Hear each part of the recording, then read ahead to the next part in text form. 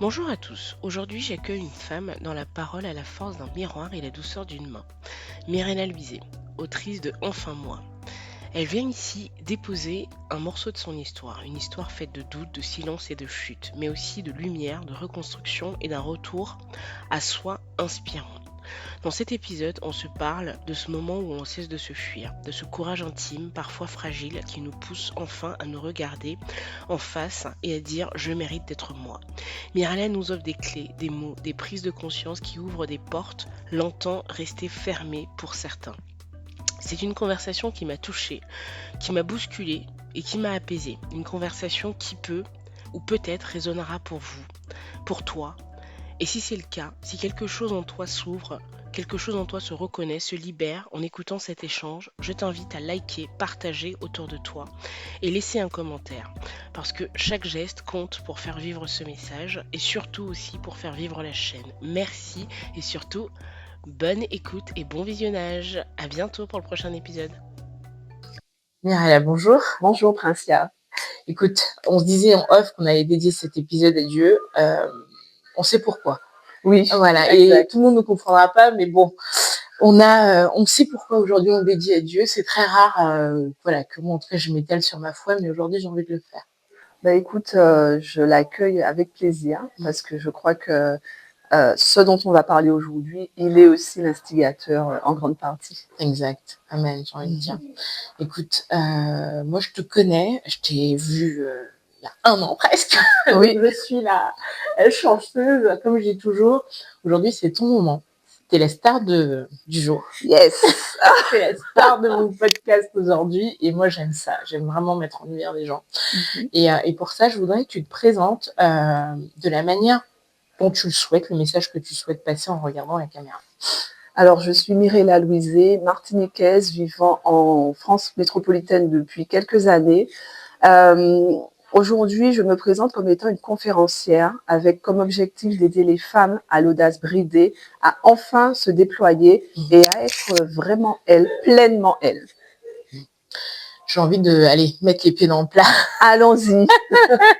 Bon, je crois que maintenant, avec un nom, tout le monde me connaît. Moi, je rentre dans le vif du sujet, conférencière.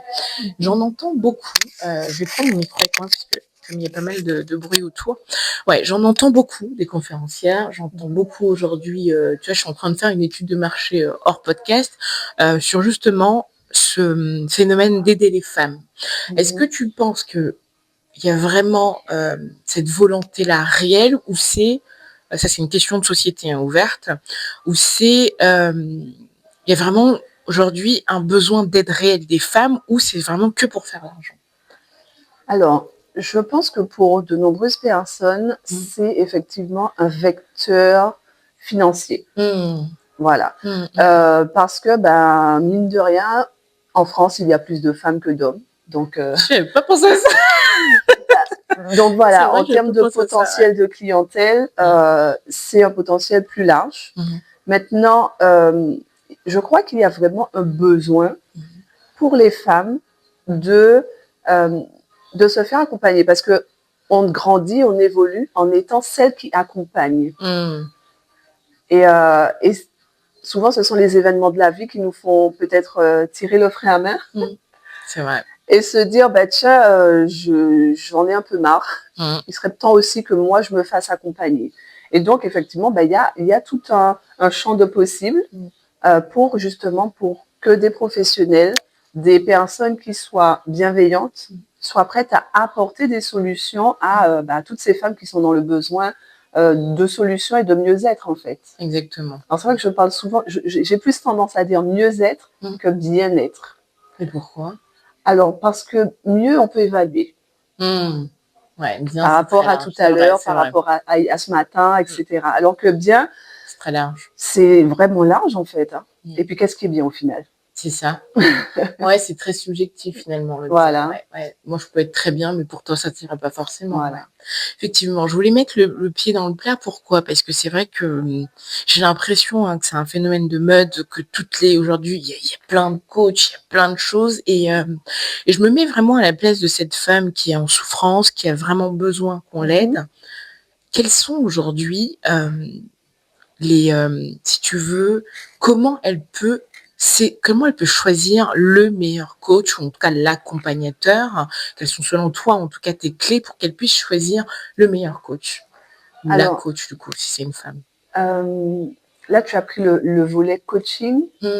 Enfin, quand je dis coach, je mets entre parenthèses professionnel de l'accompagnement. Parce que c'est vrai que sur les réseaux sociaux, on voit plus coach parce que voilà, c'est un peu galvaudé. Voilà, c'est ce que j'allais dire. C'est un mot qui est devenu, on va dire, presque un nom commun. C'est ça, exactement.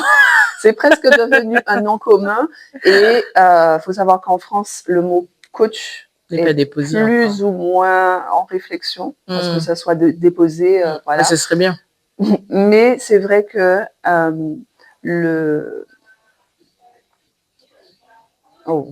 T'as perdu ta question. Oui. Le mot coach n'est pas forcément déposé encore, mais c'est en réflexion. Oui, et puis le fait de choisir la personne qui va vous accompagner dépendra non pas du nom professionnel que la personne aura employé, mais du lien qui se sera créé avant que vous ne fassiez appel à cette personne. Je prends un exemple tout simple. Un dentiste, c'est quand même quelque chose où on ouvre la bouche, on a mal. Mais on sera toujours plus à l'aise avec tel dentiste qu'avec tel autre. Parce que quand on appelle, ne serait-ce que la secrétaire, elle est plus agréable. Donc, moi, je considère que la personne qui va vous accompagner sera une personne avec qui, dès le départ, en tout cas de manière assez rapide, où on se sent à l'aise. Et puis surtout qu'on voit qu'assez rapidement, une solution est proposée. Parce que si on tourne autour du pot et que il n'y a pas de solution, en fait, c'est juste de l'information. Et Gemini, ChatGPT, tout ça, ils sont bien là pour l'information. Donc, le choix de la personne qui va vous accompagner correspondra aussi à la rapidité avec laquelle vous allez voir le résultat changer, le résultat et le changement que vous attendez. Parce que concrètement, je peux aujourd'hui poser la question à quiconque. Comment on fait pour être obèse? La personne va te répondre, faut manger des sucreries, manger gras, etc. Et pour autant, cette personne elle-même connaît la solution, c'est-à-dire arrêter ça, et ne s'en sort pas. Il y a plein de paramètres, effectivement. Donc, c'est vrai que le fait je pense que l'accompagnement nécessite deux choses. La rapidité du résultat, parce que si ça prend 3 ans, voilà quoi. Il faut être courageux, il faut vraiment accepter de traîner avec un problème. Donc, il y a la rapidité et il y a aussi le côté concret. Voilà. Qu'est-ce que ça t'apporte réellement? Voilà. Et que moi, ce que je mets en avant, en tout cas, dans l'accompagnement, c'est la possibilité de devenir autonome. Parce que si au bout d'un accompagnement, tu n'es pas en mesure de mettre toi-même en place certaines solutions, ça veut dire que tu dépends de l'autre. Oui, je vois ce que tu dis. Et donc, je t'accompagne jusqu'où? Jusqu'à la fin? Jusqu'au bout? À un moment donné, c'est comme un enfant, on accompagne jusqu'au moment où la personne peut lâcher la main et prendre, qu'elle soit autonome et prenne ses décisions, mettre en place les actions nécessaires pour justement vivre du coup, non pas aller chercher le résultat, mais vivre dans le résultat qu'elle avait tant espéré. Ouais, effectivement. Et on va revenir un peu en arrière. Là, j'étais un peu, j'ai un peu mis le pied sur l'accélérateur. Allons-y, bouscule-moi. Mais je voudrais que tu reviennes un peu à toi, qui tu es, parce que c'est vrai que dedans, ça nous donne quand même ton parcours. Et il y a beaucoup de choses. Oui. Beaucoup de choses. Je voudrais que tu reviennes un peu à toi. Comment tu as évolué? Pour ceux qui ne te connaissent pas, qui vont te découvrir, comment tu as évolué jusqu'à devenir en fait cette femme? Finalement, c'est un peu ton livre, mais bon, j'y viens aussi. Voilà, les grandes étapes de ta vie aujourd'hui qui te marquent. Alors, les grandes étapes de ma vie, on va dire les 30 premières années, où j'ai beaucoup, comment dirais-je, j'ai été plutôt axée sur le bien-être des autres personnes, sur ce qui comptait pour eux. Et c'est vrai que, comme tu l'as dit dans le livre, je parle de certaines situations. Le fait de prendre soin des autres, ça fait que pendant toutes ces périodes, j'avais des ambitions qui ont été éteintes. Éteintes un peu, c'est sûr. Donc, j'ai suivi des études qui ne m'intéressaient pas spécialement, par exemple. Et puis, de temps en temps, il y a eu des moments d'étincelle où j'ai pu exploser mon système de pensée. Mais c'est vrai qu'il y a ce côté où on revient quand même à ces vieilles habitudes, ces anciennes habitudes mauvaises d'ailleurs, en tout cas que je considère aujourd'hui qui n'étaient pas très constructives pour moi. Donc ça, c'est la première partie de ma vie. Et puis, je crois que le fait de devenir maman a été un des déclencheurs, un des premiers déclencheurs de ma vie, parce que à ce moment-là, il y a toujours cette idée de s'occuper de quelqu'un. Donc là, c'était mon fils. Mais en fait, il y avait un objectif. Il y avait un objectif. Il y a un sens aussi. Oui, il y a eu un sens. Et j'ai tout de suite basculé. J'étais déjà dans cet état d'esprit de si je veux quelqu'un, il faut que moi je sois bien. Sauf que là, ce quelqu'un dépendait de moi. Et là, j'ai dit, OK. Ça fait complètement miroir, là. On va prendre soin de soi pour pouvoir être OK avec ce petit être qui n'a rien demandé à la vie. Donc, j'ai vraiment commencé à, presque de manière compulsive, à prendre soin de moi. Voilà. Et bien, si la maternité pouvait donner ce coup de fouet à beaucoup de gens, ce serait pas mal, En fait, pour moi, c'est indissociable. C'est-à-dire que je l'utilise souvent, non seulement dans les conférences, ou même quand je discute avec des personnes qui sont dans un état de mal-être et qui sont beaucoup tournées vers les autres. Je parle d'une chose. J'ai appris le français, parce que je suis française, le créole, parce que je suis martiniquaise, l'anglais, l'espagnol, parce que j'ai fait des études. Et en fait, dans ces 4 langues, et je crois que j'ai fait une petite initiation de japonais, en tout cas, les quatre langues dont j'ai parlé initialement, ce sont des langues où systématiquement en conjugaison, parce que la vie tourne à partir des verbes, en conjugaison, on commence par je. Et donc, pour que je prenne conscience de toi, il faut déjà commencer par je. Parce que la conjugaison, en n'étant que sur tu et il, elle n'existe pas. Et c'est bien pour ça qu'on parle de première personne, on va faire une petite pause. On va faire une petite pause parce que c'est très très fort ce que tu viens de dire. Sincèrement, c'est très très fort, tu vois. On parle de ça dans la Bible, le logos, la parole, enfin que c'est important, mais tu vois, j'avais jamais fait le lien avec ce que tu viens de dire. C'est-à-dire que dans tous les verbes, c'est toujours je qui démarre. Oui. C'est ça. Et ben bravo pour ça, parce que franchement, je viens d'avoir une illumination. Et je vais même élargir la chose. Quand on parle de zone de génie, on parle de zone de confort. La zone de confort, c'est le cercle le plus proche. Et même de manière anatomique, tu vois, si je m'approche trop de toi, je commence à te déranger parce que je suis dans ton cercle. Mais si tu n'es pas conscient de ce qui te concerne, tu vas laisser tu bascules dans le cercle de l'autre au point de le déranger lui. Donc déjà, prendre conscience de son propre cercle, de qu'est-ce qui me fait du bien, qu'est-ce qui me dérange. Et là, quand moi, ça me dérange, je sais que potentiellement, j'aurai des limites à mettre. Donc là, je commence à tenir compte de l'autre. Ouais, c'est hyper intéressant. Et à accepter l'autre, c'est pas seulement en mode rejet, c'est aussi en mode acceptation. Et ensuite, on passe au 3e cercle. Donc, quand je me connais, je sais que j'existe. Je te vois. Et donc, du coup, on peut parler de la 3e personne, il ou elle. Ouais, c'est hyper fort ce que tu dis. C'est hyper fort. Tu vois que j'ai même pas de mots derrière, mais c'est hyper puissant parce que il y avait une autre coach qui me disait pareil. C'est-à-dire que quand tu t'assois, elle me dit, tu fais attention à l'espace où tu occupes. Ça veut dire qu'une fois que tu es sur la chaise, si quelqu'un vient s'asseoir trop près de toi, tu sens que ça te dérange. Exactement. Et donc, c'est ce qu'elle me disait, avec ton énergie, fais toujours, repars à la chaise. Quand tu es assise, ça, c'est ton énergie autour. C'est-à-dire que si quelqu'un vient s'asseoir un peu trop près, du coup, tu sens que tu es un peu serré dans ton énergie. Mais pour revenir à ça, aujourd'hui, on se rencontre vraiment pour Enfin Moi, que je vais présenter, que je remettrai, bien sûr, je remettrai les liens. Déjà, bravo. Merci. Ouais, bravo pour ça. Et encore, moi, je tiens encore à le dire bravo et je suis hyper fière. Pourquoi ? Parce que quand on s'est vus, il y avait ce projet-là. Et non, mais je vais le dire à la caméra parce que on s'est rencontrés en mars 2020. Ouais, et il y avait ce projet-là qui n'existait pas, qui était là. En tout cas, tu en avais parlé. Et moi, j'ai envie de dire bravo parce que j'ai vu une femme en action. Oui. Ouais, tu vois. Et c'est ça qui est beau. Vraiment, c'est rare. Moi, dans mon entourage, des fois, les gens parlent, ouais, je veux faire ça. Et puis, et quand tu m'as dit Princia, je l'ai enfin écrit, mais j'avais l'impression que c'était ma sœur, j'étais trop contente. J'ai dit, non, mais je te le dis, ça, j'avais gardé, c'était ma petite surprise, je que je te le dise en direct, mais j'ai été trop contente. Je me suis dit, waouh, elle me l'a dit, on était assis, il y avait du bruit, il y avait de la folie autour. Et moi, je lui ai dit, tiens, on se reverra dans un an, c'était caché, quoi. et on se revoit dans un an. C'est Et ça. pour ça, tu vois, il y a 2 bravos, parce que bravo pour l'action, déjà d'avoir posé une pierre et de l'avoir réalisée, quoi. Merci. Et puis bravo aussi pour ça, pour l'œuvre. Oui, merci. Et je tiens quand même, en tout cas vraiment pour le titre, à parler de la personne qui m'a accompagnée pour le livre, qui est Muriel Atipo, Muriel, ouais. Miss Purple Coach.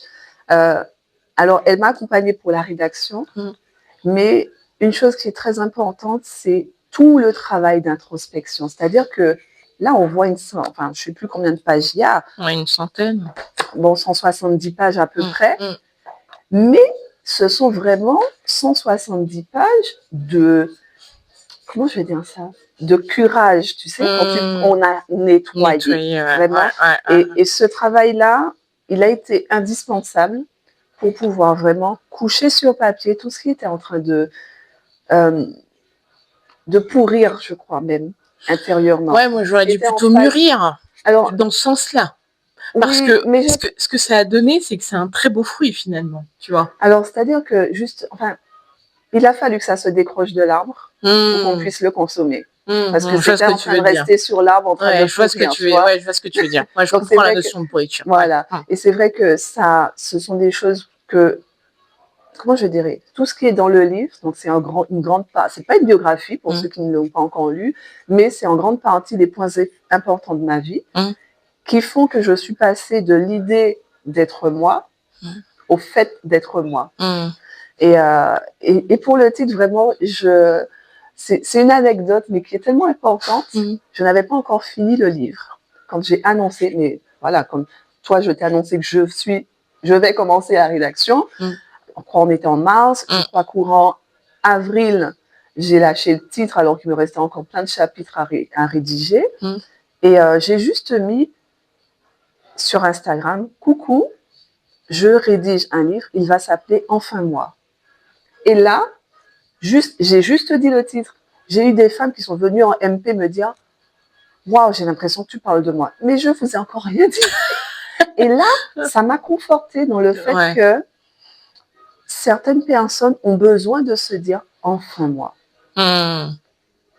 C'est drôle, comme ces 2 mots-là, on va dire « Enfin le repas »,« Enfin ». Mais le « Enfin moi », ça montre aussi tout le côté d'attente et d'espoir qu'on peut mettre dans le « moi ». Mais c'est quoi moi en fait? Tu te rends compte qu'à mon âge, j'ai dit enfin moi il y a 1 an quoi. C'est ce que je me suis dit. C'est vraiment tout un parcours où quand il y a eu comme un déclic, quand j'ai annoncé le titre, j'ai eu aussi ce truc où ok, je vois maintenant à qui je m'adresse. Je vois quelles sont les personnes qui ont besoin d'entendre mon témoignage. Et c'est drôle parce que juste le titre, j'avais pas encore donné le sous-titre, qui est De l'effacement à la lumière. Juste le titre, Enfin moi, y en a qui m'ont dit, mais est-ce que tu vas parler de telle ou telle situation? Et là, elles me disent, mais moi, j'ai telle situation dans ma vie qui m'empêche de montrer vraiment qui je suis. J'ai eu tel événement dans ma vie quand j'étais plus jeune qui m'a bloquée et aujourd'hui, les années passant, je ne m'en sors toujours pas.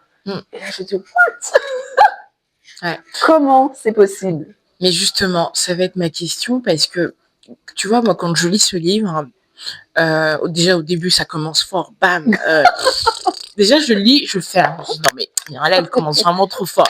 Tu sais, les sensibles comme moi, faut pas trop nous. Tu sais, moi, j'adore lire, mais des fois, je dis, ah non, là, c'est trop, j'ai fermé.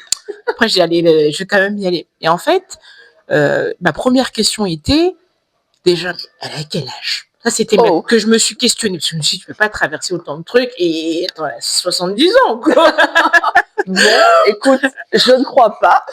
C'était dans ma tête, tu vois, comme quoi est la réalité. Et puis après, en relisant la première question, je me suis dit, mais à quel moment, parce que enfin moi, ça veut dire beaucoup de choses. Oui. À quel moment tu réalises, parce que là, on le voit dans le livre, hein, mais à quel moment, toi, dans ta vie, tu te dis, là, je suis enfin moi? Est-ce qu'il y a, si tu veux, je sais que c'est pas palpable, mais est-ce qu'il y a un moment, un déclic où le enfin moi commence à résonner réellement dans ta tête? Ouais, et là, tu me poses la question, j'en ai des frissons. Le vrai déclic, Alors, il y a eu une petite étincelle, on va dire, parce que, bon, j'en parle dans le livre, mais vraiment, le vrai déclic, c'est le jour où ma mère m'a dit, je sais enfin qui tu es. Et là, j'avais 39 ans. Elle est décédée 3 mois après.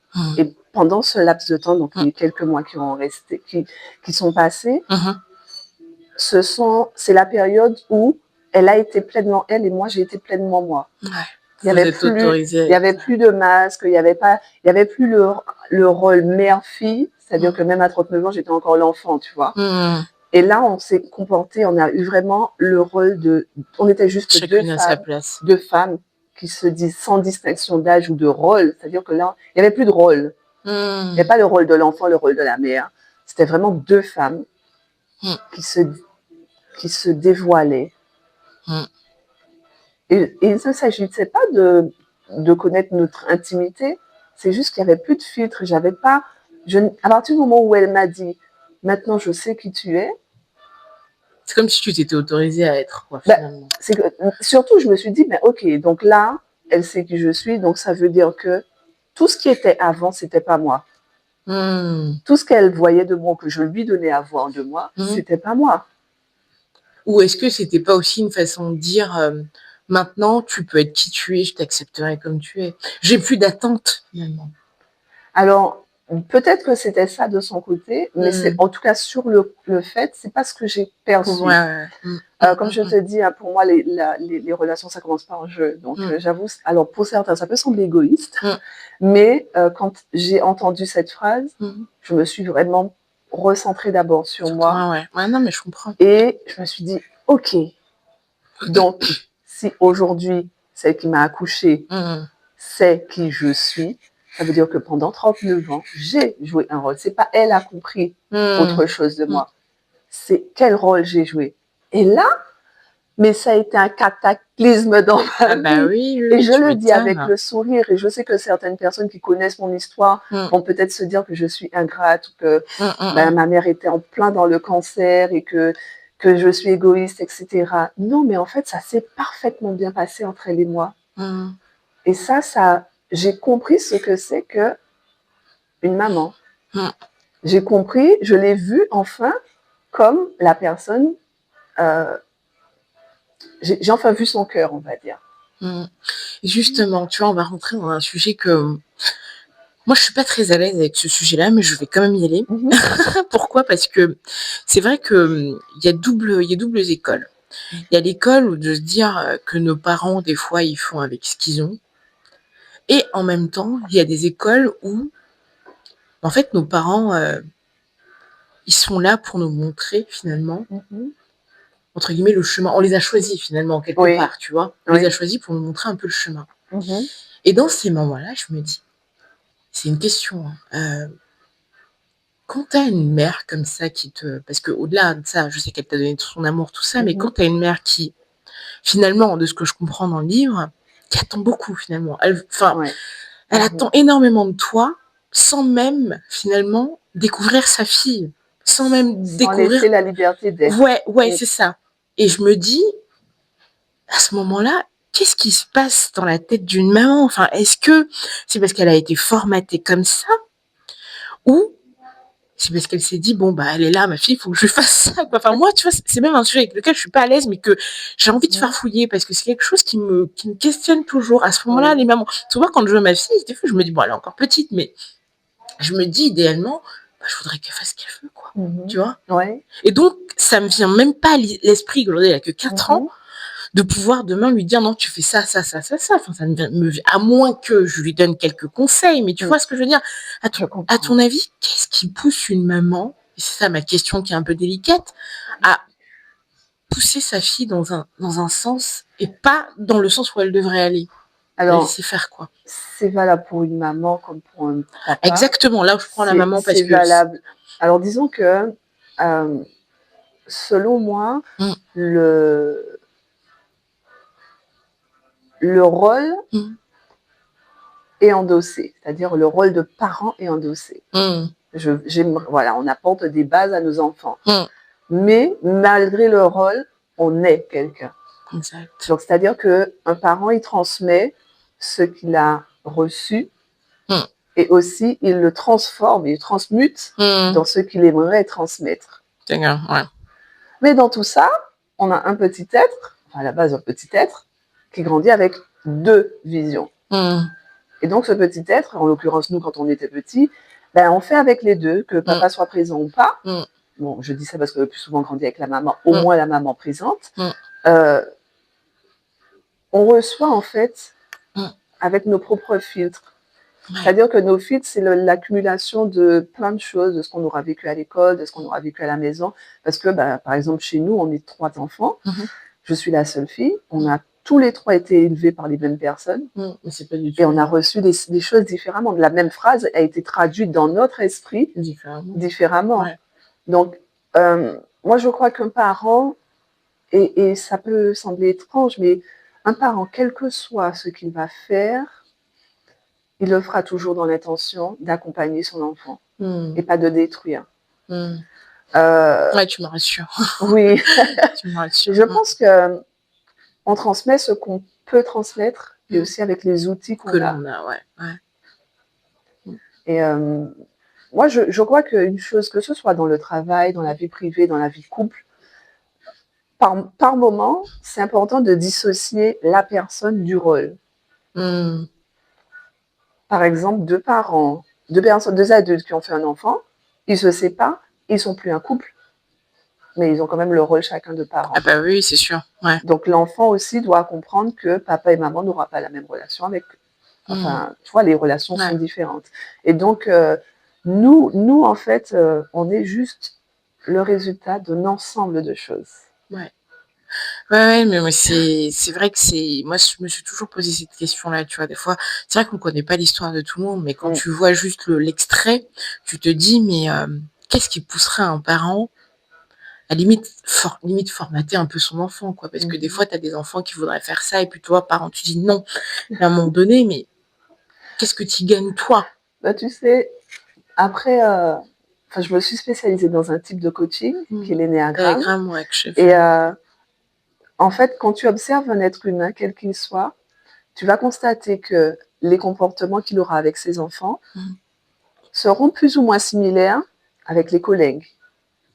Par exemple, si avec les enfants, c'est quelqu'un qui donne toujours la directive, au boulot, ce sera la personne, même s'il n'est pas le patron, ce sera celui qui va donner des ordres. Tu dois, il faut, voilà comment faire. Tu vois ? Pause. Tu dis trop de grandes choses, là. Tu dis trop de grandes choses.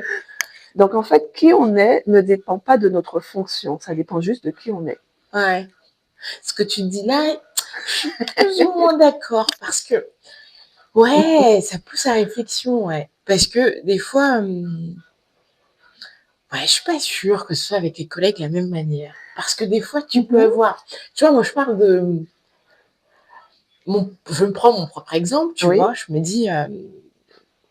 Quand, à un moment donné, j'avais pas mal de salariés, je crois que j'en avais 3 ou 4, je me suis pas autorisée à être, justement, tu vois, à être la princesse que j'aurais dû être, je pense. Et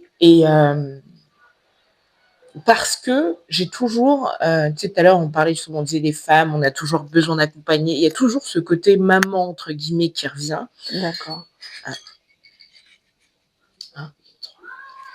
Oui, ce que je te disais, c'est que moi, tu vois, je ne m'étais pas autorisée à être celle que... Parce que, dans le fond, ce que je veux dire, ça peut choquer, mais bon, maintenant, j'ai l'habitude. Hein. Tu vois, moi, je suis quelqu'un de... J'ai quelque chose, je fonce. Tu vois, moi, je suis un loup. Moi. Quand j'ai envie, vraiment, je fonce, j'y vais à fond. Et je sais pertinemment que si j'étais comme ça avec les gens, je ferais fuir les gens, certaines personnes. Tu vois, paradoxalement, je suis quelqu'un de très bienveillant. Je suis quelqu'un de gentil comme tu veux. Mais par contre, dans le business, je sais où je vais.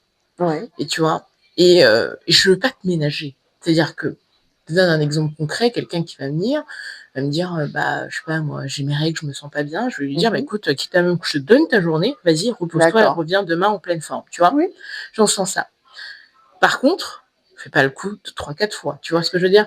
Et là, en fait, tu as l'impression d'être 2 personnes différentes, mais en réalité, la Princia qui est, moi, je vois un objectif, je vais droit au but. En fait, en permettant à ta salariée de prendre sa journée, Si elle restait travailler, elle n'aurait pas été droit au but. Donc, va. Et quand tu seras prête à aller droit au but, tu reviens. Tu reviens. Oui, donc, c'est-à-dire mais que du coup... toi, tu restais la même. Ouais, mais j'ai toujours l'impression de pouvoir enrober parce que... tu vois, c'est pour ça que ce que tu dis là, moi, ça me touche beaucoup, hein, parce que quand j'ai fait moi-même un coaching à un moment donné, Lana, elle me l'a dit, ça me dit, il y a de certaines phases de votre vie où vous vous autorisez pas à être, tu vois. Enfin, moi, oui. certaines phases, tu vois. Et moi, quand ce que tu dis là, et par exemple, avec mes enfants, je me vois pas comme ça. C'est-à-dire que moi, mes enfants, j'essaie de les autonomiser le maximum. C'est-à-dire que moi, dans mon esprit, et ce que tu dis aussi, ça marche très bien parce que quelque part, je m'y retrouve. Par exemple, je me dis la liberté. Oui. Je le vois, ça avec mon conjoint. Moi, je suis très... Les enfants, je les laisse trop de liberté, même limite. Dans le sens où, tu sais, mon fils, il a 2 ans. À 2 ans, il apprend déjà à se laver. Hein. C'est-à-dire que moi, je le frotte, tac, tac, tac, et puis après, je le laisse, il apprend. Bref. C'est très bien comme ça. Moi aussi, voilà, oui, bah, tu vois. Et dans le bureau, je me retrouve aussi. C'est-à-dire que plus je te laisse de la liberté, mais finalement, au final, tu te rends compte qu'il y a des choses que, en fait, je sais pas comment dire, mais moi, je suis pas sûre qu'on soit la même. Mais il y a quand même des trucs que tu dis qui me parlent. Alors, ce qu'il y a, c'est que même si les attitudes seront différentes, l'objectif est le même. L'objectif, c'est que tu sois efficace. Ouais, je pense que le réel de demain, c'est pour toi. Okay, l'objectif, c'est pour que tu sois efficace. La collègue qui est pas en état de santé, aujourd'hui, tu es pas efficace. Excuse-moi, je vais dire, go, rentre chez toi quand tu seras efficace, tu reviens. Exact. Oui, donc, mais tu vois, mais c'est ça... enrobé autour de enfin, c'est enrobé. Non, c'est pas enrobé, tu es bienveillante. Mais il y a ce truc efficacité. Oui, mais ça peut être mal perçu. Tu vois? Ah oui, ça, on va le voir en coaching, ma chérie. Je prendrai une séance de coaching après. Alors, non, mais bref. Ce qui se passe, c'est que tu l'as dit quand tu as commencé à parler de cet exemple. Quand je suis dans l'entreprise, et là, tu prends la casquette. Ouais. Et c'est pour ça que je dis que parfois, on confond la casquette et l'identité. On reviendra là-dessus. Sinon, on va trop s'étaler. Je voudrais aussi revenir encore sur le livre. On parle de plusieurs points. Il y a déjà un point qu'on a tous les deux en commun, la santé. Ça, c'est chouette. Franchement, je suis contente d'avoir trouvé quelqu'un qui a une conscience de sa santé. Ah oui. Et conscience du bien-être que ça peut apporter. Vraiment. Ouais. Et puis, moi, j'ai une question aussi qui va être peut-être perso. Oui. Comment tu as fait pour écrire tout ça? C'est douloureux. Alors, T'as pas pleuré tout le temps en écrivant et tout? Alors, je pense qu'il n'y avait plus de larmes. D'accord. Vraiment, il y a des situations qui sont racontées dans le livre où j'avais pu passer de l'état des larmes où le truc est tellement douloureux que tu n'as pas les mots. Donc, c'était vraiment douloureux, je n'avais pas les mots. En revanche, une fois que les larmes sont sorties, bon, limite, j'ai été essorée. Donc, comme ça. Il n'y avait plus de larmes. Mais pendant qu'il y avait cette phase de larmes et de pleurs, il y a eu cette phase où j'ai compris que c'est là où était ma force. Alors, souvent, je vois les gens se lamenter par les difficultés de la vie, enfin, des situations particulières dont je parle dans le livre. Pour moi, c'est un moment. Enfin, je vais être très littéraire sur ça. C'est comme un film ou un roman. Il y a situation initiale, péripétie. La péripétie, elle dure pas longtemps. Mais c'est de la péripétie va découler tout le reste du film ou du roman. La péripétie, elle n'est pas censée durer. Et donc, à partir du moment où j'ai compris que c'était juste des péripéties pour pouvoir passer à la suite, exactement. Go, on continue. Exact. Et c'est vrai que la difficulté d'une situation, allez, on va rester un peu dans la littérature parce qu'on est quand même dans le podcast du papillon, le papillon. La difficulté d'une situation, c'est la situation. C'est-à-dire qu'à un moment donné, ça s'arrête. Ouais. Et ce qui continue, c'est la perception qu'on a et qui fait que la chose devient difficile et devient de plus en plus difficile et encore et encore. Ouais. Et on a l'impression que les choses se reproduisent alors que Ouais. À un moment donné, je pense que ça a toujours été presque naturel chez moi, hein. Bon, ok, c'est difficile, je pleure, voilà. Mais c'est vrai qu'il y a une fois, une connaissance, c'est une des phrases qui m'a sauvé la vie. Ah oui, carrément. Eh ben, cette phrase m'a clairement sauvé la vie. Je vais dire son prénom, peut-être qu'un jour elle verra ce podcast. Ah, tu lui envoies. Joséphine, en Martinique, m'avait dit une fois, bon, par rapport à une situation que je traversais, et en fait, elle m'a dit, bon, écoute, Mimi, bon, c'était le surnom qu'elle me donnait, je t'aime beaucoup, mais là, ça fait X temps que tu pleures sur la même situation, que tu trouves que c'est difficile, et que, moi, je vais te dire juste une chose. Aujourd'hui, là, et elle a été, aujourd'hui, je peux dire que ça m'avait choquée. Mais ça a été une telle leçon d'amour pour moi. Elle m'a dit, bon, écoute, je t'aime beaucoup, mais là, ça fait X temps que je te vois souffrir avec ça. Si tu ne prends pas une décision, quand tu reviendras me voir, parle-moi d'un autre sujet, mais ne reviens pas dessus, ça ne m'intéresse plus. Oh, bim. Tant que tu n'as pas pris une décision par rapport à ce projet-là, à cette situation-là, pardon, tant que tu n'auras pas pris une décision par rapport à cette situation-là, je ne peux rien faire pour toi, j'en ai assez de t'entendre pleurer. J'ai fait mon plus large sourire. On a continué à parler de plein d'autres choses. 10 minutes après, j'étais partie. Mais par contre, ça a été le coup près. Ah, c'est puissant. J'ai accepté que les pleurs, c'est pour un temps. Et puis, c'était une vraie phrase d'amour. Oui, c'était une vraie phrase d'amour. Ça peut être perçu comme très sur le coup, difficile, je me suis dit, bon, sur le coup, je me suis dit, bon, je l'agace. En réalité, non, elle a bien c'était fait. vraiment l'une des plus grandes marques d'amour pour moi. Ouais. C'est soit tu arrêtes de pleurer, mais quand tu arrêtes de pleurer, prends ta décision. Exact. Voilà. Ouais, mais écoute, même moi, elle vient de me scotcher. Et des gens Joséphine. Comme ça. Et il y a des personnes comme ça dans votre vie. Ouais. Au moins une fois. Au moins une fois, ouais. Moi, je crois que ça m'est arrivé, j'avais dit ça aussi à une copine. Je lui avais dit, bon, pas de la même manière, mais je lui avais dit, mais en fait, ça sert à quoi de tout le temps revenir et de te plaindre? Parce que sinon, ça va jamais changer la chose. Mais bon, elle avait mal pris depuis là, ça n'a plus marché. Donc, j'étais pas Joséphine. Ou peut-être elle n'était pas Mirella. Oui, aussi. Elle n'a pas perçu le bien fondé de ma phrase. Mais bon, bref, c'était un petit parallèle là. Il y a aussi un point que j'ai trouvé hyper touchant, parce qu'au-delà de parler de... parce que tu sais, des fois, ça, c'est plutôt un compliment. Quand tu retrouves des biographies, en tout cas des femmes que j'ai lues, on parle beaucoup soit d'amour, de parents. Mais ce que j'ai bien aimé, c'est que tu parles aussi de business. C'est moi. Ah oui. Ah ouais, ça, j'ai bien aimé. Oui, parce qu'à un moment donné, et j'ai trouvé ça vachement bien que tu dises aussi la réalité de certaines choses. Oui. Ouais, franchement, bravo pour ça, parce que je t'assure, moi, je retrouve surtout depuis, j'ai un petit peu de légitimité maintenant, à force de lire des livres et de rencontrer du monde. Mais tu lis effectivement sur la vie perso, machin, tout ça, mais pas dans le business. Concrètement, c'est-à-dire qu'à un moment donné, tu dis que tu essaies des choses, ça ne marche pas, Ouais. Et en fait, c'est la réalité de beaucoup de gens. Tout à fait. Ouais. Et bravo pour ça déjà. Ouais.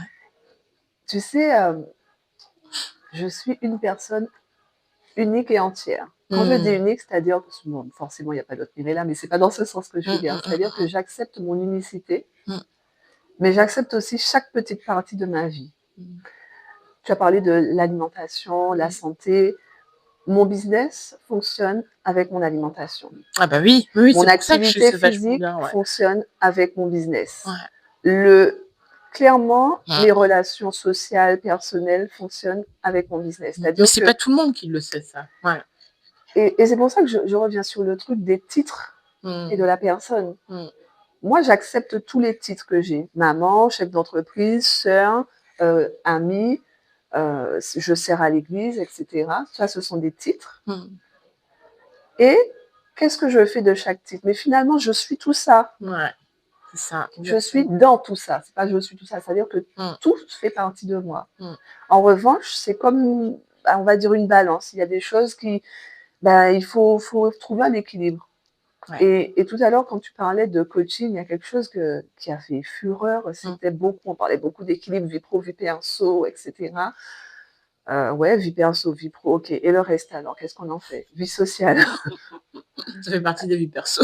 Ah, excuse-moi, moi je connais des gens, Ouais. dans leur vie sociale, ils sont en société, ils vont dans des clubs, etc. Personne ne sait s'ils sont mariés ni s'ils ont des enfants. Exactement. Donc, Ouais. tu Non, vois, je suis d'accord. vraiment chacun sa vision des choses. Voilà, donc on est tout ça. Et c'est important d'accepter, en tout cas, quand on est chef d'entreprise et maman et femme. Alors ça, je ne l'ai pas beaucoup vu chez les hommes. C'est pour ça que je parle du fait d'être femme, chef d'entreprise.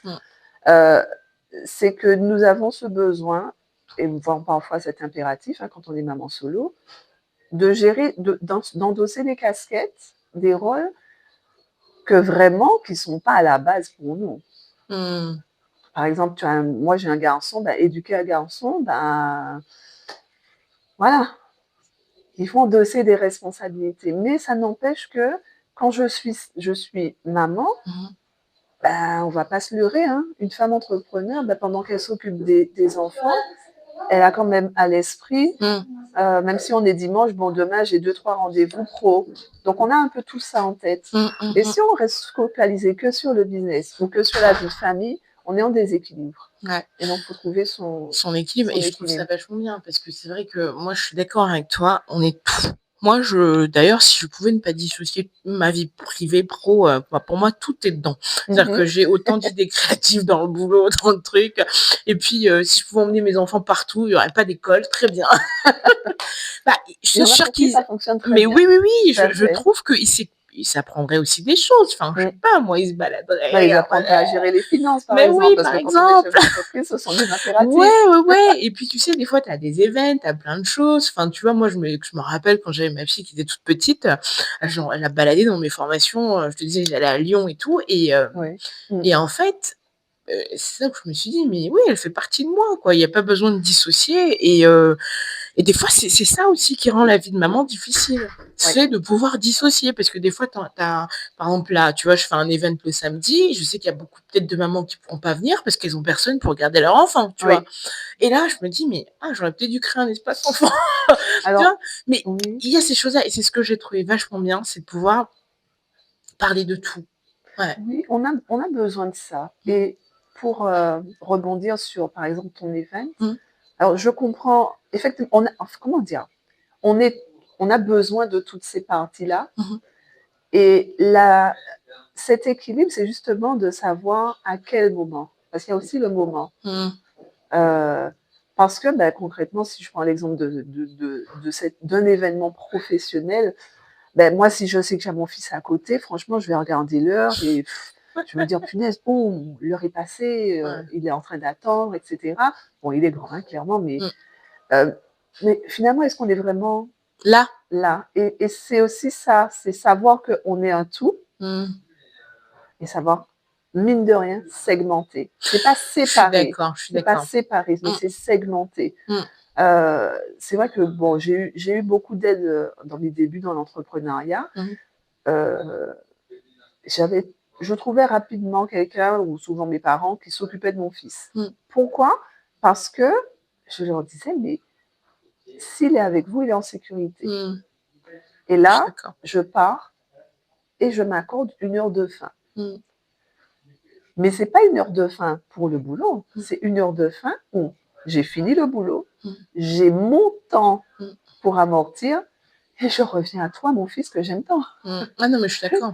Tu vois, j'ai écouté, je te coupe un peu, mais j'ai écouté un petit bout d'extrait sur la 5 qui disait aujourd'hui, avoir un enfant, ou même 2 ou 3, c'est extrêmement difficile, tu vois. Et j'ai été un peu choquée. Par 2 choses. Parce qu'elle disait, avoir des enfants, c'est extrêmement difficile, on a une charge mentale, on n'est pas aidé. Oh, la charge mentale. Attends, mais j'ai été outrée. Et en même temps, moi, tu vois, j'ai toujours cette ouverture d'esprit qui fait que je comprends. Je me dis toujours, il faut comprendre l'autre avant de juger ou quoi que ce soit. Et quelque part, j'ai entendu cette souffrance. Je me suis dit, c'est vrai que avoir des enfants, c'est pas facile, on le dit pas. Mais en même temps, c'est pas non plus un poids comme. Enfin, sincèrement, je vais t'envoyer la capture du truc, mais c'est basé sur France 5. Je me dis, mais quand tu montres une vidéo comme ça, mais en fait, tu nourris les gens par la peur. Et ça banalise le fait d'être surchargé. Oui, Enfin, ça et normalise plutôt, pas banalise, ça normalise le fait d'être surchargé. oui, Si tu es pas une maman en surcharge mentale, mais comment tu fais? C'est exactement. quoi Déjà, ton il y a secret? ça, mais il y a déjà ça. Ah, Et puis, il y a aussi juste, moi, des fois, les gens qui disent, oui, j'ai la charge mentale de savoir ce que je vais faire à bouffer le soir. Et moi, jamais de la vie, jamais. Moi, ça vient naturellement. Je canalise, quoi, tu mais vois. oui, J'ai mon frigo à la tête, je fais pouf, paf, paf, je lance c'est et c'est ça. parti. Mais il y a quelque chose qui m'a intriguée là-dedans. Je me dis, mais si à chaque fois on nourrit ces peurs, C'est on ça. nourrit constamment ces peurs-là, mais en fait, déjà, plus personne ne voudra d'enfants. Mm. Déjà, un. Et deuxièmement, on va dans une société, excusez-moi, ça peut choquer, mais une société qui n'aime plus l'effort, qui n'aime plus la difficulté. Ouais. Sincèrement, enfin, je suis désolée, mais ça n'a jamais. Personne n'a dit que ça a été facile. C'est facile d'avoir des enfants. Personne n'a dit que c'est facile d'aller travailler. Toutes Parce les qu'elle parle pas. générations le Mais, disent. Mes parents le disaient, mais c'est pas oui. évident d'avoir des enfants. Leurs parents le disaient. C'est juste que, euh, comment dire? Je crois qu'il y a des périodes c'est un peu cyclique. Je parle socialement. Ouais. C'est un peu cyclique. Il y a des périodes où il faut dire que tu es en difficulté. Il faut dire que ça va mal. Mais c'est ça. On revient dans 2 ans et là c'est oh non mais la vie ça va, tout se gère. Mais euh, on, on revient vraiment à cette idée de qui tu es. Parce que alors tout à l'heure j'ai dit pour moi surcharge mentale, c'est comme excusez-moi je vais choquer. Je vais choquer. Quand vous allez lire le livre, vous comprendrez aussi. Je suis choquante. Choquant. Si vous avez envie d'être choqué, venez à mes conférences. Surcharge mentale. Burn-out, ça arrive à quel moment? Le burn-out, c'est quoi? C'est quand ça brûle. Mais avant que ça brûle, il y a eu l'étincelle. Tu as fait quoi quand il y a eu l'étincelle? Je n'accuse personne de vivre un burn-out. Et je sais que c'est difficile. Oui, on dissocie les deux. Il faut dissocier les deux. Une fois que tu es déjà dedans, c'est pas ça. C'est-à-dire que ce qu'on appelle burn-out, c'est le moment où ça crame. Vous vous La rendez maison compte a déjà vraiment? pris feu. C'est la maison a pris feu. Mais avant que la maison prenne feu, tu as vu que le gaz puait. Tu as pris l'odeur du gaz. Tu as vu que la personne va allumer l'étincelle. Donc, tu n'es pas coupable. En revanche, il y a eu des signaux d'alerte. Pareil pour on parle même pas de charge mentale. Souvent, on parle de surcharge mentale. Oh, même charge mentale, il y en Mais, a. excuse-moi, une charge, c'est quand il y a un poids. Mais le poids, souvent, il est visible. Il est palpable. Oui, et puis... Et puis, quand je dis, c'est-à-dire que avant que quelque chose ne te semble lourd, tu l'as déjà porté. Ouais, et puis il y a aussi, tu sais, notre mental aussi, comment on analyse les choses. Tu vois, par exemple, quand tu vas, je sais pas moi, il y en a qui courent comment ça s'appelle ça là? Le marathon, voilà. Le marathon, on sait que c'est dur, tu vois. Mais par contre, il y en a qui le font, qui le réussissent. D'accord. Donc, c'est juste aussi une question d'amorçage dès le départ. C'est comme quand tu prends l'avion. L'avion, c'est jamais. Enfin, qui aime bien être enfermé 15 heures dans un avion? Enfin, il y en a qui aiment bien l'avion, mais franchement, à un moment donné, c'est un peu fatigant. Mais pour autant. Mon max, c'est 8 heures. Martinique-Fort-de-France, Voilà. Martinique-Paris, mais pour autant, quand tu arrives, qu'est-ce que tu as comme sensation? Waouh, tu as voyagé tout ce temps-là. Mais excusez-moi, si aujourd'hui on pouvait prendre des avions Fast and Furious, tout le monde monterait dans l'avion. Je suis quasiment parce que quand tu commences à annoncer qu'il y a un problème en haut, et ben crois-moi, tout le monde commence à regarder. Merde, qu'est-ce que je fous là qui m'a dit de prendre le billet? Mais c'est pareil. Pour moi, je me dis dans la vie, à un moment donné, c'est aussi à toi de t'alléger avec les mots que tu portes. Tu vois, on s'allège. Par exemple, quand tu vois déjà un enfant comme un poids, bah bien sûr, même si tu as l'enfant le plus chouette du monde, il sera toujours un poids. C'est comme quand tu as un mec. On dit les mecs, c'est tous des boulets, mais ok. Mais si tu pars déjà de ce postulat-là, c'est sûr que tu vas rencontrer que des boulets. Ou même la personne la plus gentille, la plus douce sera toujours un boulet. Tu vois. C'est vrai que ce que tu dis, c'est très important de tenir compte aussi. Donc, on a parlé des différentes parties de nous. Et puis, il y a cette partie-là, c'est les pensées. C'est qu'est-ce qu'on entretient. Qu'est-ce que tu entretiens au quotidien dans ton mental, dans ton système de pensée. Parce que concrètement, ce qu'on pense, on le devient. Ce qu'on pense, on le devient et on le vit. Oh, on est trop fort, on l'a dit en même temps. On le vit. Et on le matérialise. Oh, il y a une chose qui est toute simple. Souvent, je donne cet exemple-là. Je l'ai donné au meet-up que j'ai fait en décembre 2024. Et je vais continuer à donner cet exemple-là. Vous êtes déjà devant un film Vous voyez, l'année vient de finir, il y a les films à l'eau de rose en décembre, etc. On connaît tous les films à l'eau de rose. Moi, j'adore. Dès le début, tu sais que la meuf va se faire larguer par le gars. Tu regardes le film, quand elle pleure, tu pleures. Pourtant, tu sais que c'est un film. Donc, ça veut dire que ce que tu te mets en tête, tu te dis, oh, c'est dur pour elle. Mais tu sais qu'elle joue un rôle. Mais n'empêche que ton cerveau reste concentré sur, oh, c'est dur pour elle, et tu te mets à pleurer avec la personne. C'est ça. Et si on faisait le contraire pour notre vie, ce qu'on veut voir se défiler sous nos yeux, qu'on crée d'abord dans notre pensée, pour le voir, c'est-à-dire faire le schéma inverse. Le film, on regarde le résultat et ça nous crée des émotions. Mais créons les émotions et les pensées pour avoir le résultat. Mais c'est comme le voyage, en fait. C'est parce que tu t'es tellement visualisé aller, je sais pas moi, à Dubaï. Tu visualises Dubaï, tu vois la beauté du truc, que tu en oublies le trajet. Mais si demain, on inversait le truc, c'est-à-dire que tu ne sais pas où tu vas, on te met 20 heures dans l'avion, là, tu vois, je t'assure que les 20 heures vont être compliquées. Par contre, si on te dit, OK, tu vas faire peut-être aller dans une île paradisiaque, mais tu auras 20 heures, tu regardes tous les avantages de l'île paradisiaque, je t'assure que tu ne penseras pas aux 20 heures. Ça sera lourd, mais tu vas le faire. Tu vois. Ouais, écoute, bon, on pourrait s'étaler. En tout cas, comme tu vas aborder l'idée du livre, j'ai choisi à un moment donné dans ma vie de rédiger mon roman. C'est-à-dire que ma vie devient un roman que je pense d'abord avant d'agir. C'est-à-dire que franchement, le système de pensée pour moi et les croyances sont la base de tout. Mais est-ce que quand tu écris un livre comme ça, Enfin moi, est-ce que tout ce qui s'est passé avant, du coup, tu le mets dans une boîte, tu le fermes et tu te dis ça y est, maintenant je suis moi et je me renouvelle? Non, mais c'est grâce à ça que je suis moi. J'ai surtout pas fermé la boîte. Je garde à l'esprit les situations et les événements. Et je garde aussi à l'esprit que ce que j'ai vécu, je ne suis pas obligée de le revivre. Et ça n'a pas de prix en fait, parce que j'ai choisi, la vie c'est un ensemble de choix, de décisions. J'ai choisi que je recommence à conjuguer la vie par jeu. Écoute, en tout cas, je vous invite vraiment à le lire, surtout si vous êtes dans des périodes difficiles, je pense que ça peut être un push. Moi, de l'effacement à la lumière. Ouais, exactement. Je mettrai tous les liens en tout cas pour pouvoir le retrouver. Et on va commencer à chuter, Mirala, doucement. Je voudrais venir à... Aujourd'hui, tu sais que tu es conférencière. Quels sont du coup, si demain tu m'intéresses, comment je peux te contacter, pour quel type de conférence, pour quel sujet, à qui tu t'adresses concrètement? On sait que c'est les femmes, mais j'aimerais rentrer un peu plus dans le détail. D'accord. Alors, déjà, une chose que j'ai mise en place et qui a très bien fonctionné d'ailleurs, qui a créé un groupe vraiment en train de se développer. Alors déjà, la première chose, c'est que régulièrement, je vais faire, pour l'instant à Lyon, mais je découvre des cadres intéressants en région parisienne. Donc, pour l'instant à Lyon, dans le courant de l'année. Dans le courant de l'année à Paris et dans d'autres... On peut te retrouver pour des conférences, pour l'accompagnement des femmes, et aussi comme ça se dit coach Ennéagramme, c'est ça? Je suis coach en Ennéagramme. Ok, parfait.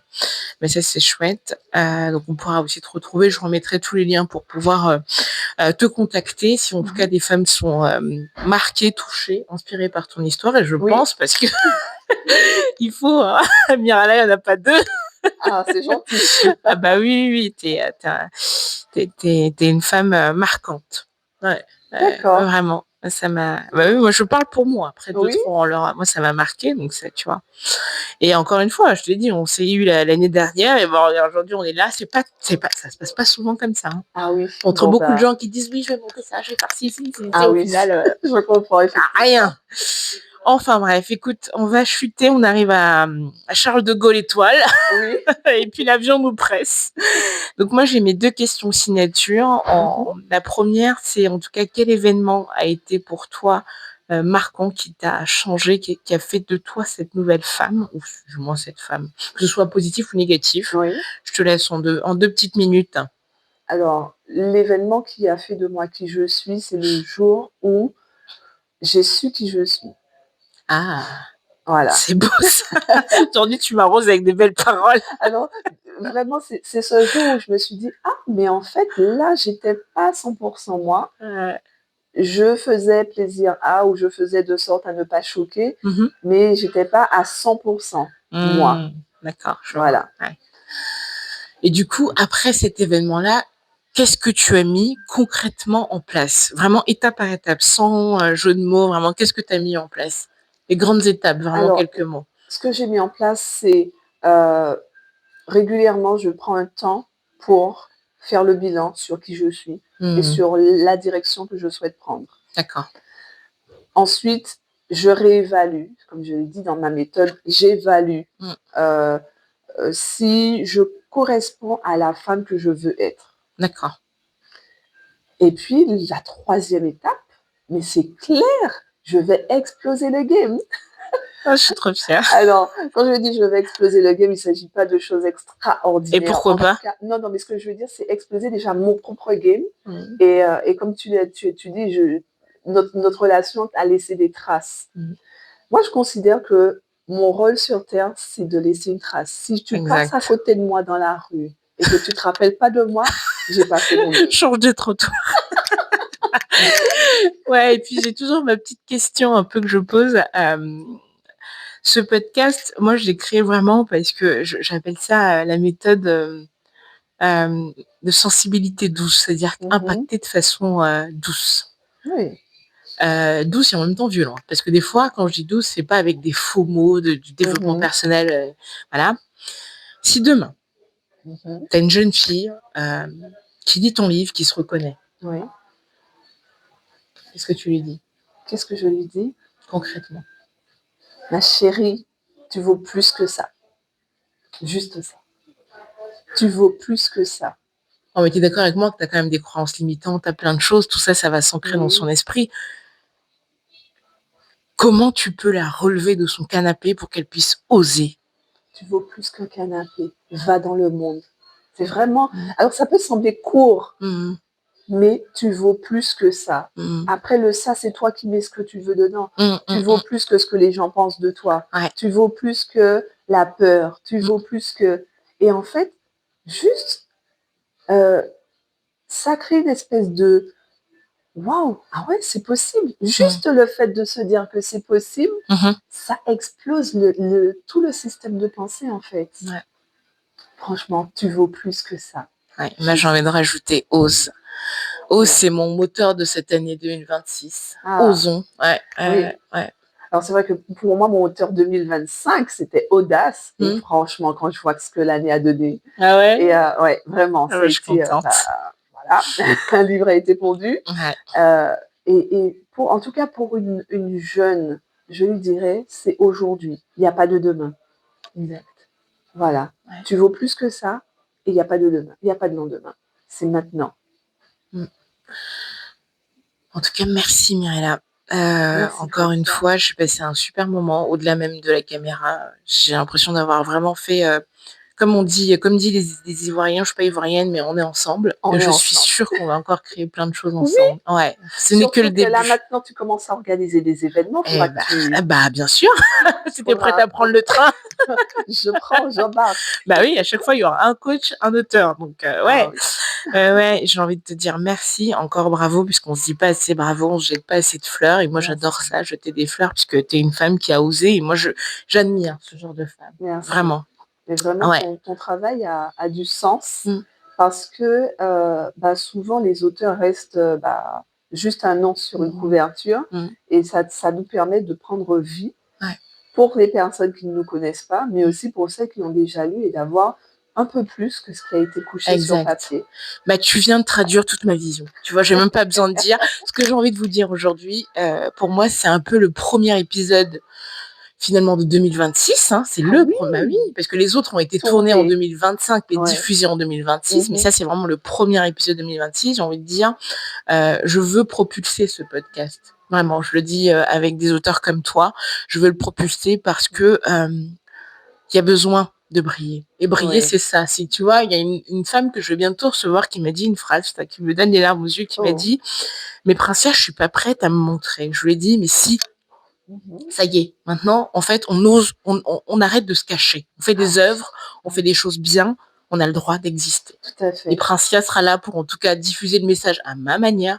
Vous êtes là pour porter le message. Moi, je diffuse et surtout, je crois en vous. Oh, c'est génial. Ouais, Vraiment, vraiment, ouais. c'est un beau travail ce que tu fais. Je ne me doutais pas que participer à ton podcast m'aurait fait sortir des choses aussi encore. Et, et c'est vrai que on ne se rend pas compte quand on est derrière l'écran, enfin, devant l'écran, on regarde l'écran, on voit juste 2 personnes qui parlent, mais il y a tout un travail qui a été fait en amont, et je te félicite pour ça. Merci beaucoup et je vous invite vraiment, si le message vous porte, de partager, commenter, liker. Parce qu'au début, moi, je le disais pas forcément, mais en fait, c'est important pour que le podcast soit mis en avant, pour que des auteurs comme Mirella puissent en pendre 10. Voilà, parce que ça change les vies. Je vous invite vraiment à le partager. Et comme disait Mirella, si tu passes à côté de cette vidéo-là et que tu likes pas et que tu commandes pas, c'est que t'as raté ta vie. Franchement. Et tant qu'à chercher à grandir, à impacter, ben, impacte quelqu'un en partageant. Exactement. Et ben, on va finir par cette très belle phrase. Merci, Francia.